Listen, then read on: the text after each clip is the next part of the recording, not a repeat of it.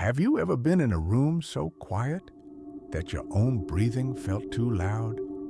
Tonight, I want you to imagine a place with no windows, no clocks, no echoes. A room where silence doesn't feel empty. It feels occupied.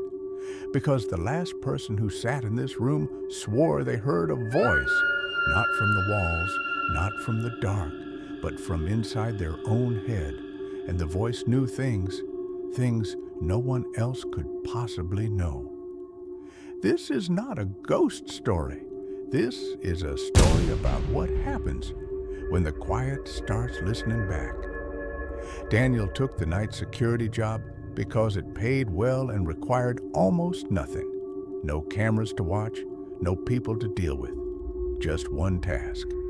Sit in a small observation room beneath a closed research building and write down anything unusual. The room was called the Quiet Room.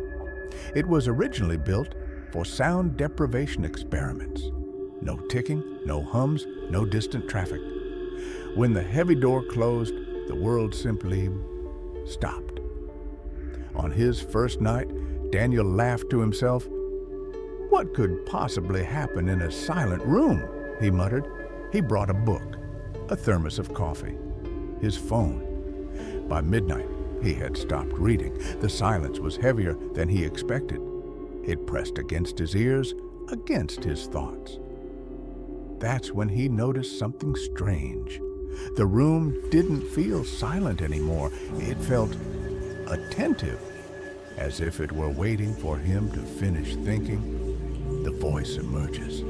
At 12:37 a.m., Daniel heard it. Not a sound, a sentence, clear, gentle, close.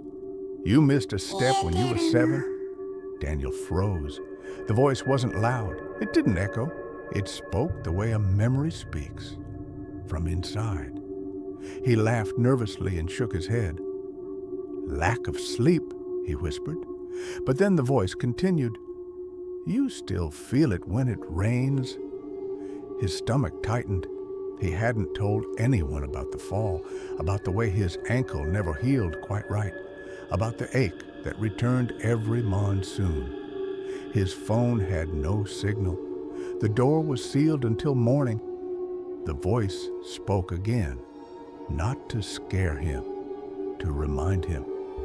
You never said goodbye to your mother? The air felt colder. Daniel's breathing grew loud in his own ears. I was there, he said. I was in the hospital. Your body was? The lights dimmed. The silence deepened. And suddenly the room felt closer. The voice softened. Do you want to hear the things you've trained yourself not to remember? Images rose in his mind. Arguments, regrets, a phone call he ignored, a message he never opened. His chest tightened. Stop, he whispered. The voice didn't grow louder. It grew nearer. You sit in silence every day, hoping it will drown them out. But silence doesn't erase. It collects. Daniel stood up. The walls felt farther away than they should be. How do you know all this? He asked. The answer came instantly, lovingly, hungrily, because you brought it with you. The truth of the quiet room. The temperature dropped, not cold, empty. Daniel realized something terrifying. The voice wasn't interrupting the silence.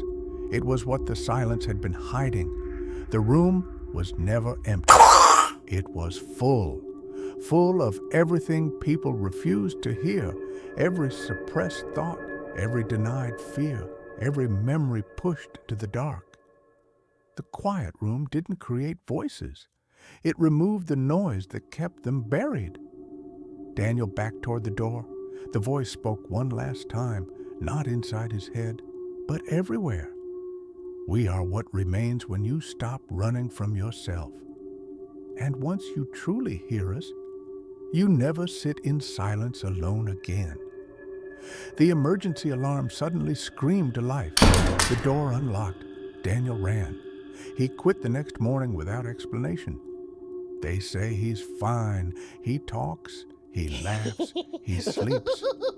But he never turns off the television, never sits in a quiet room, never lets the world go still, because sometimes, in the brief moments between sounds, he still hears it, waiting, patient, listening. So tonight, when the noise fades and the room grows calm, ask yourself something.